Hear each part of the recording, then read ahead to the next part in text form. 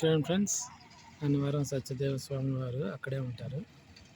ఆయన స్థలం, పుట్టిన స్థలం అదే సార్. అదే ఫ్రెండ్స్, ఇంత బాగా వ్యూ కనిపిస్తుందో చూడండి ఫ్రెండ్స్.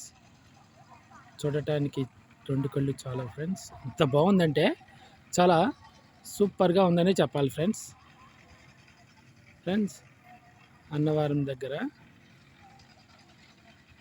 స్వామివారు ఉండే గోపురం, స్వామివారు ఉండే ప్లేస్ ఇదే సార్. ఇదే ఫ్రెండ్స్, చూసారా ఫ్రెండ్స్, చూడటానికి ఎంత అందంగా ఉందో వ్యూ.